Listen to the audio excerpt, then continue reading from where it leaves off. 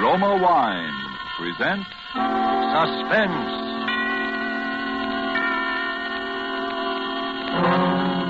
Roma Wine, made in California for enjoyment throughout the world. Salud. Your health, senor. Roma Wines toast the world. The wine for your table is Roma Wine, made in California for enjoyment throughout the world. This is the man in black, here for the Roma Wine Company of Fresno, California, to introduce this weekly half hour of Suspense.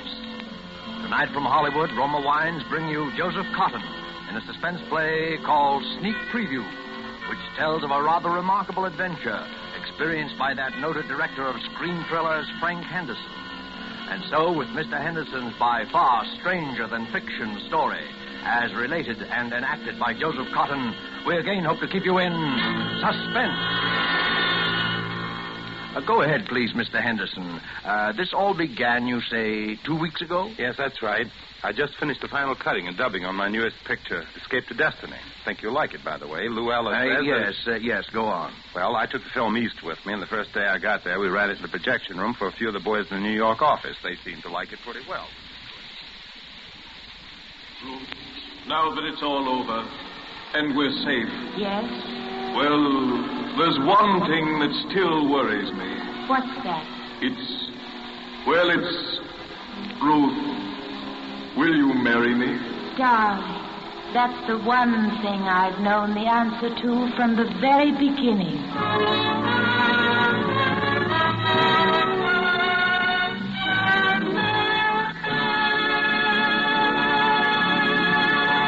Well, boys, there it is. Frank, it is but terrific. It's the best picture you've ever made. Oh, it's great. Hitchcock will absolutely quit. No kidding. You really think so? I do, Frank, honestly. I think it even tops Perilous Journey. Definitely. And it's solid box office, Frank. Solid. Well, it's all yours, boys. I can't think of anything more to do to it. We might lighten the music a little under that scene in the wine cellars. I'll get it. Hello?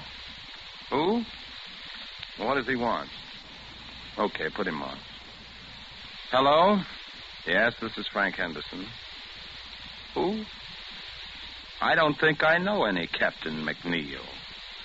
Oh, well, may I ask why the chief of the Security Bureau wants to... I hope there's nothing wrong. I see. All right, I'll be there. Who was it, Frank? Somebody at police headquarters. Police headquarters? What do they want? That's what I'd like to know.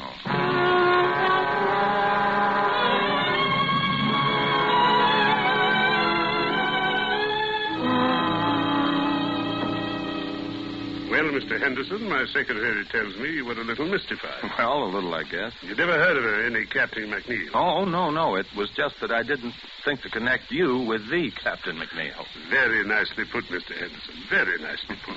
But you don't need to explain. There aren't so many people as you'd think who'd ever heard of any Captain McNeil.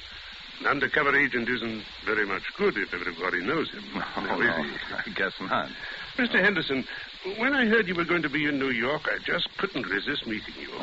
You see, Mr. Henderson, I'm probably your greatest living admirer. Oh, thank you. I guess I've seen every picture of yours since the first one you directed, most of them 3 or 4 times. I'll have to remember you in my will. You know, you'd have made a first-class professional detective. I'm not so sure about that. There's a lot of difference between fact and fiction, I guess. Not so much. I've always followed the reasoning in your pictures with complete agreement. Well, I'm glad to hear that. Yes, but with one exception. Huh? What was that? I couldn't go along with you there. It was in your 5th picture, Murder in the Morning. You remember near the end of the picture where the killer has the detective and his pal at gunpoint in an empty room? I remember. The friend is allowed to leave. He's helpless anyway, unless... And here was the point. Unless the detective is able to get over certain vital information to the friend in the presence of the killer, but without his knowledge. You remember? Sure. And when the friend is leaving, the detective hands him his hat. Mm-hmm. And inside the hat band, he slipped a piece of paper with the information on it. Is that what you mean? Exactly. And that's where I disagree. Although I realize it probably wasn't your fault. Probably the writer or the producer. Oh, no. As a matter of fact, that was my own idea. It's too simple, too unimaginative, if you'll forgive me the word. No intelligent criminal would allow a thing like that to happen right under his nose. But the way the thing was done, I thought... Even so, how is the friend to know that this paper is under his hatband? Oh, what do you think? It isn't something you're likely to notice. You don't look under your hatband every time you put on your hat. I know, but it's far too fetched. It's not true to life. It's fiction. Excuse me a moment. Hello? Yes? Yes, I see. I'll be down in just a few minutes. Pardon the interruption. Oh, not at all, Captain. I really ought to be going. I've kept you too long now. Mr. Henderson, I wonder if you're interested in real crime. Real crime? Have you ever seen an actual murderer? Well, you do make me feel like an amateur now. No, to tell you the truth, I never have. Come on, then. It might give you an idea. It's down the hall. As a matter of fact, I've never seen this particular murderer myself. But you know he is a murderer? Sure. Not much like a character in one of your pictures, though. Nothing romantic or exciting. Was he clever? Oh, yes, indeed. His career has been 20 years. There's never been enough evidence to convict him. There isn't even a photograph of him. Here we are. But if you don't know any more than that, what charge are you holding him on? Charge? You don't need any charge when you hold him here. There he is. Oh, dead. Dead, at last. How did he die? Shot in the back. We found him in Central Park. Well, there you are. Gregory Sarko, murderer, spy, drug addict, and about everything else in the book. Know who killed him? Who knows? Who cares? There are plenty of people who would have been happy to do it if they dared. I suppose he had identification on him. Sure. Bank book, wallet, a few inconsequential papers. Is that all? That's all. Oh, a little money, a handkerchief, a tin of aspirin. Aspirin? Sure. Criminals have headaches just like other people. It was aspirin, I suppose. We professionals may not be romantic, Mr. Henderson. We are thorough. Oh, of course. Yes, it was aspirin. I remember you saying he was a drug addict. So that was all he had on him, huh? That's right. Nothing very sensational or exciting. No clues. Now, what about that bank book? Was it in his own name? Oh, he had a lot of names. Gregory Sarko was the one in the bank book. His own, by the way. Why? Because a perfectly crazy notion has just entered my head. For a new picture? It could be. But, well, here am I in New York. Little time on my hands, and, well, the guy intrigues me, that's all. A dead man intrigues you? His life intrigues me, sure. Finding out more about it intrigues me. What's the difference? The guy's dead. What have I got to lose? Well, now, I don't say it's likely, Mr. Henderson, but it's possible, just barely possible, that you might lose your life.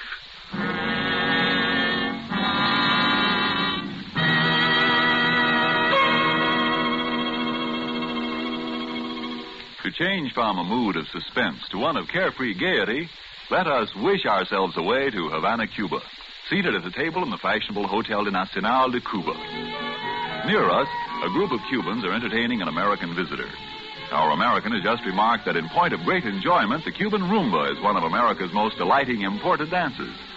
And then, raising his wine glass, the Cuban host responds, "Then we have perhaps discharged some part of our debt to you Americans for this wonderful tasting wine that gives us such great enjoyment. It is wine that Cuba imports from your faraway California. It is Roma wine." Americans didn't have to wait for wine connoisseurs of other lands to discover the greatness of California's wine districts, the superb quality of Roma California wines. So many millions made this discovery for themselves that Roma wines have long been America's largest selling wines. But these millions discovered something more. In Roma wines, they discovered an easy, inexpensive way to increase the delights of daily living. Yes, millions have discovered that Roma wines is a beverage on the table, and when used in entertaining, add charm of a special and wholesome kind.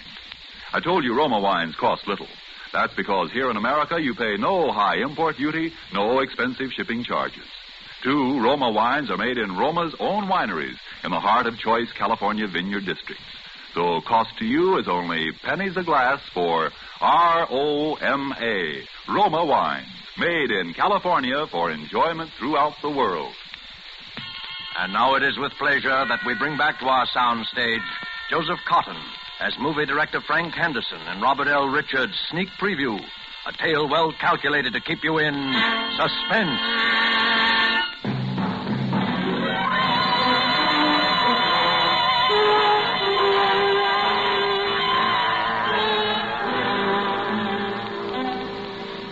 I'm not an adventurous or even a particularly courageous man, and yet suddenly I found myself engaged in what might possibly, as the captain had said, be a fairly dangerous occupation. I pored for hours over Captain McNeil's file on Sarko, even persisting in the face of a sudden and somewhat mysterious reluctance on the part of the captain to have me do so. The next thing I did was to inquire at the bank, which had issued Sarko's bank book, and found out exactly nothing. I was pretty discouraged and about ready to quit when I went back to my hotel that evening.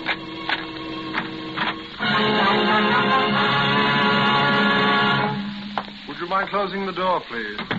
Thank you, Mr. Henderson. My name is Edward. How do you say? What's the big idea? No, Mr. Henderson. Keep away from the telephone, please. Are you threatening me with that gun? I regret it, Mr. Henderson. I deeply regret it, but unfortunately I cannot deny it. Listen, this whole thing is ridiculous and melodramatic. Mr. Henderson, why are you so interested in Gregory Sarko?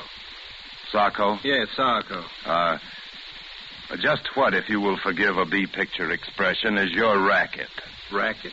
Oh, no, Mr. Henderson. I just like to make money, that's all. Look, Mr. Edwards, or whatever your name is, if it's any of your business, and I don't see that it is, my interest in Sarko is simple curiosity. I was talking with a Captain McNeil at police headquarters. He showed me his file on Sarko. Of that much I'm quite aware, sir. Well, if you know so much, what are you doing up here acting like a suspense radio character? It may sound silly to you, but it was just that I'd never seen a murderer before, alive or dead, and when I saw Sarko's body at police headquarters, I got interested. Mr. Henderson, would you mind repeating that? I said I got interested. No, you said you actually saw the body of Sarko? Sure.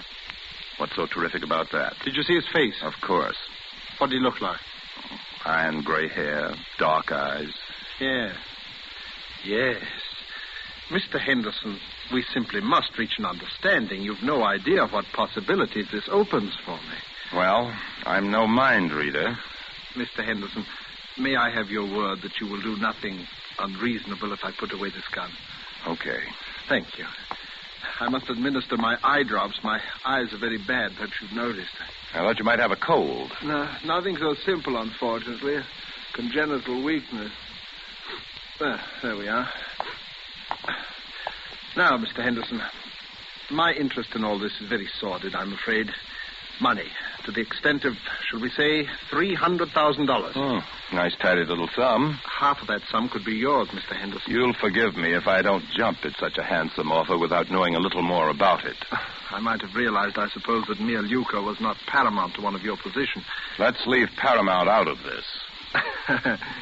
Yes. But, Mr. Henderson, it so happens that I can put you in the way of quite a bit of rather special information about Sarko. I shall write several of them down for you here. That's just fine. Write several of what down? Names, addresses, places where you can discover what you want to know. Okay, what's the catch? Mr. Henderson, you must trust me. What do you want? I want very little. But when you've seen these people, and when what they tell you suggests that there is still more to know, come to see me. I've written that address down, too.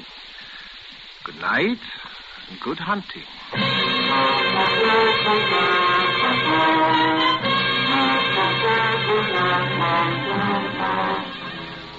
Well, by this time I was so obsessed with the thing that I actually set out to follow the itinerary of the rather sinister Mr. Edwards to the very letter. There was a man serving a life term at Sing Sing. His name was Coletti. Well, it didn't used to be so healthy to talk about Sarko, but seeing he's dead, yeah, I know him pretty well. Did you ever do any business with him? Yeah, we had one little deal. He helped me in some business I had with Senator O'Malley. Remember him? He was chairman of the Foreign Affairs Committee during the disarmament conferences after the last war. That's right, until 1927. Was that the year you and Sarko had your business with him? Oh, that's right. That was the year he was assassinated, wasn't it? Yeah. It was quite a coincidence, Mr. Henderson. Quite a coincidence.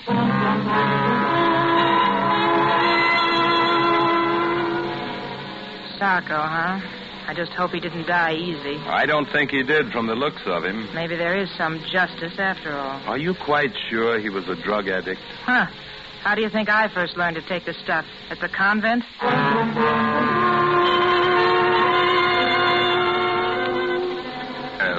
Here's one guy who might talk. I never seen him, but they called him Eddie the Greek.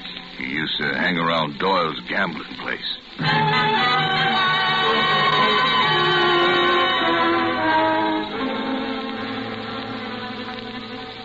Oh, you see, Mr. Henderson, it all turned out rather well from your point of view, didn't it?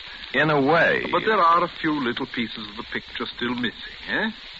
You see, that's why I dared hope that you'd come back to see me. That's fine. What about Eddie the Greek? Oh, yes, Eddie the Greek. I hope it won't be too great a shock if I have the strong impression that Eddie the Greek is one of your pseudonyms, Mr. Edwards. Oh, very good, Mr. Henderson, very good indeed. Yes, I have been called that on occasion. Then what's the idea of the wild goose chase? You're supposed to know more about Sarko than anybody. All in good time, Mr. Henderson, all in good time. At the moment, there is a rather more pressing matter. No, is there? Oh, yes. There is the little matter of the $300,000. Look, I'm in a business where they pay pretty good dough, but nobody can earn $300,000 just overnight and be on the level. But, my dear Mr. Henderson, there is no question of earning. Okay. You tell me. Well, it's really quite simple, Mr. Henderson. With the information you possess, together with the information I possess, there is a very liberal and sensible gentleman of my acquaintance who will give us $300,000. Blackmail, huh? Oh, but what possible objection can you have to the transfer of $300,000 from the pocket of one scoundrel to the pocket of another? None, I guess, except that I just don't want to have any part of it. Oh? Not even if it meant your coming into the possession of the final, and I might say the most sensational part of your missing information about Sarko? How do I know you can supply it? Oh, I have something here at my desk which I think you might consider sufficient proof. Oh, yes, here it is. A photograph. But before you look at the face, read the writing across the bottom, please. To my good friend Gregory Sarko from Count Orlando Monticero. He's a quite famous Spanish gentleman, except that lately he's been engaged in some really very subversive activity in South America. Another face, please. But it's Sarko. Rather, shall we say, it is the man whose body you saw at police headquarters. But are you positive? Of course I am. Would you be so good as to write a few words to that effect across the face of the picture? Why? Because I must be sure. And even on our brief acquaintance, Mr. Henderson, I know that you would not write anything above your signature that was not absolutely true. Sure, if it'll make you feel any better, it is true. Here. So, now you see it, Mr. Henderson. You saw this body, you alone, except for one or two police officers with whom I confess it is a little difficult for me to deal. And the body is not that of Sarko. And the real Sarko? Is alive and quite well, I'm happy to say, and here in New York.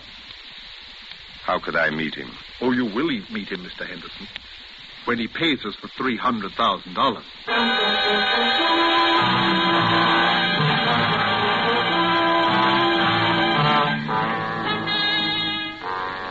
By this time, I had to go through with it. I could see the whole thing on film. What a thriller. I left everything in the hands of Mr. Edwards. A meeting was arranged, a hotel room, the hour 8:30.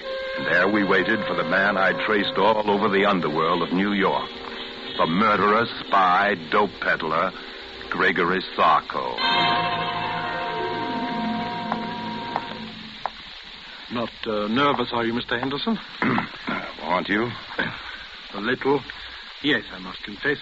Our visitor this evening is not what you might call an easygoing man. But we will not be murdered. No, we will not even be followed, at least not successfully. Where do you go from here? To my little apartment where you met me. It's the safest place in all New York. You don't mind if I catch up on my notes while we wait? Your notes? My private file on Sarko. Oh, of course. You know, Mr. Henderson, sometimes I fear that you might think that I've not been quite as candid with you in this matter as I might. There are one or two little things, aren't there? Your own connection with Sarko, for instance. Naturally, but I honestly believe that once you just... Will you stand by the door, please, Mr. Henderson? Open it when I give you the word. Do you have to point that gun? There will be no shooting. This gun is just in case. You may open the door now, Mr. Henderson. Come in. Good evening, gentlemen. Captain McNeil. Surprised to see me? Naturally he is. When an appointment has been carefully arranged for Mr. Henderson to meet the arch-criminal Sarko, and when that arch-criminal turns out to be none other than the illustrious Captain McNeil, naturally. Oh, I sort of wondered how you managed to get yourself a part in this little drama, Mr. Henderson. Now I know. Well, would you mind awfully explaining it to me? If I were to tell you that I am not Sarko, but rather that your confederate, Mr. Edwards, is Sarko, would that help? Oh, I'm truly sorry, Mr. Henderson. It seems my fate to be forced from one deception to another. Then you are Sarko. In a word, yes. You see, Captain McNeil would scarcely have acceded to my request if he'd not feared that a third and highly respectable party were also privy to our little secret. After all, there would be ways of dealing with Sarko, but a well-known motion picture director, that would be another story. By the way, Captain, did you bring the money, please? I did. How convenient to deal with a police officer who also happens to have a large private fortune. Don't you want to count it? Oh, I can see it's close enough. Listen, Mr. Edwards. If you think you're going to get me to play cat's paw for you, you're... Mr. Henderson, you forget that I have your signature on the photograph of that man whom the good Captain McNeil mistakenly killed. You see where you fit into the picture now, Mr. Henderson?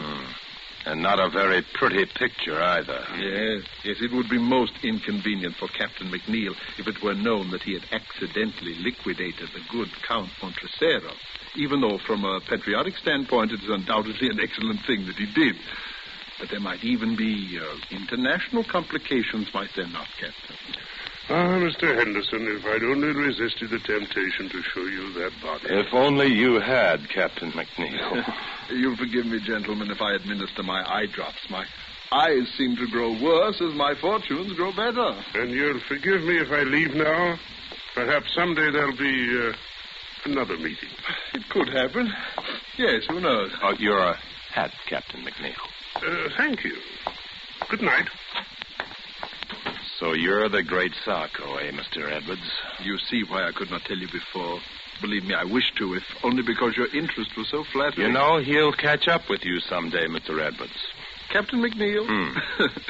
Not as long as I can prove that he killed Count Montresero. By the way, was that just a sort of happy coincidence for you, or was it? Not quite.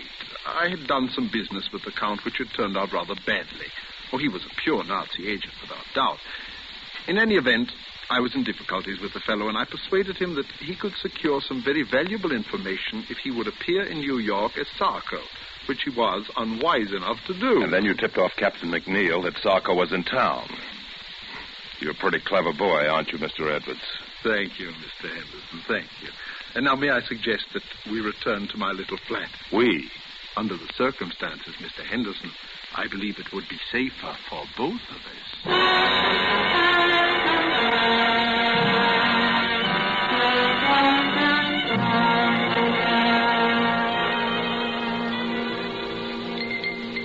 Do you like your drink, Mr. Henderson? Oh, it's very good. Thanks. Mr. Edwards, I do wish you'd put that gun away. Oh, yes, the gun. Mr. Henderson, I've been trying to think of a way out of this dilemma all evening. I would have liked to spare you this last little deception. What little deception? I'm going to have to kill you. Oh. I am sincerely sorry. You've been a most pleasant companion, but knowing as much about me as you do... Then may I finish my drink, please? Oh, but certainly. And now, if you'll excuse me for a moment, my eye drops are in my coat in the hall. Oh, by the way, it's useless to try to escape, Mr. Henderson. This is the only way out, and the windows are barred with steel shutters. Thank you for the information. Edwards!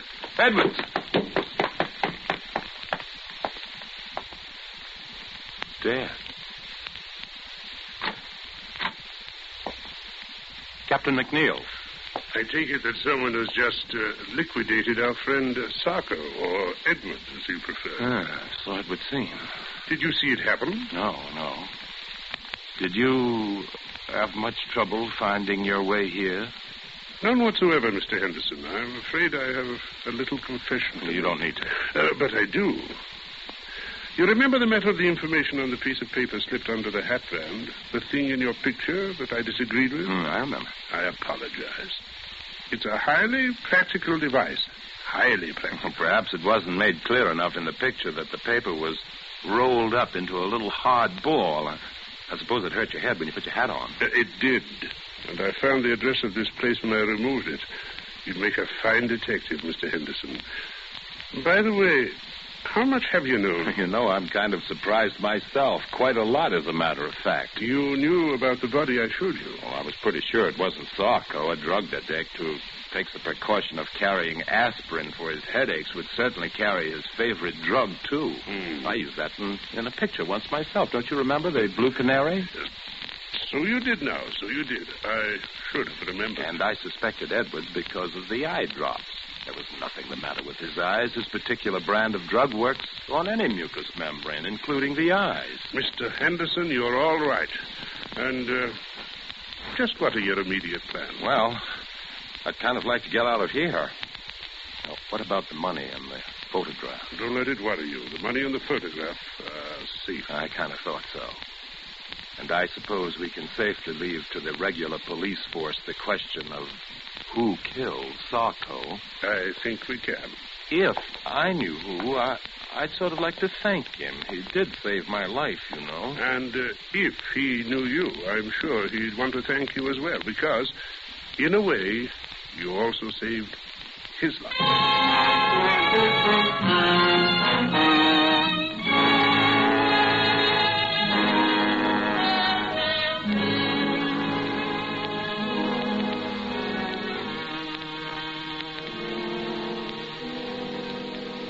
Well, that's about all there is to the story. Pretty exciting stuff. Be good material for one of your pictures, I'd think, Mr. Henderson. Yeah, sure it would, sure.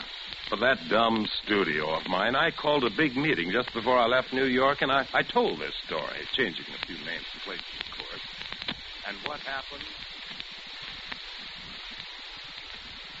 I don't know, Frank. It's a good story, but I don't know. What's the matter? I think it would make a swell picture. Public would never go for it, Frank. It's too crazy. It's unbelievable. Yeah, I wouldn't buy it. You're entirely right, L.G.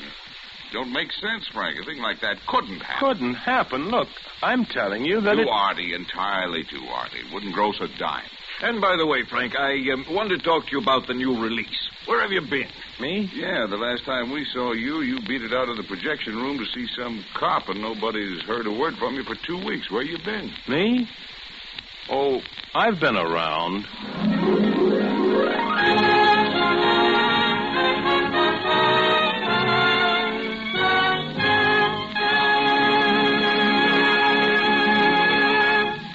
And so closes Sneak Preview, starring Joseph Cotton, tonight's tale of Suspense.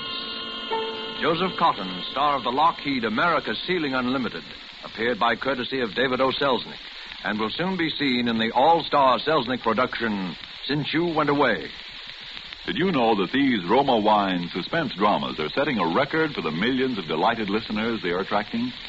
We want you to feel that by tuning in the suspense program every week, you can count on real radio enjoyment. Well, in just as dramatic style, the popularity of Roma wines is also record-breaking, because Roma wines are by far America's largest selling wines. Millions make sure of great wine enjoyment simply by asking for Roma wines. Here's something else these millions have discovered. You don't need fancy glassware or a special occasion to enjoy these zestful, taste-delighting Roma California wines. Roma wines possess lip-smacking flavor and zest because they come from Roma Wine's own wineries, right in the heart of the magnificent California wine grape district. And you can enjoy them as a daily delight because the cost is only pennies a glass. Ask for R-O-M-A, Roma wine, made in California for enjoyment throughout the world. This is Joseph Cotton. It's a great pleasure to join forces with this really excellent company whose business and pleasure it is each week to keep you in suspense. I know you'll want to be listening next week, as I will, when Sonny Tufts will be your star. Suspense is produced and directed by William Spear. Next Thursday, same time, you will hear Sonny Tufts in Suspense. Presented by Roma Wines. Made in California for enjoyment throughout the world.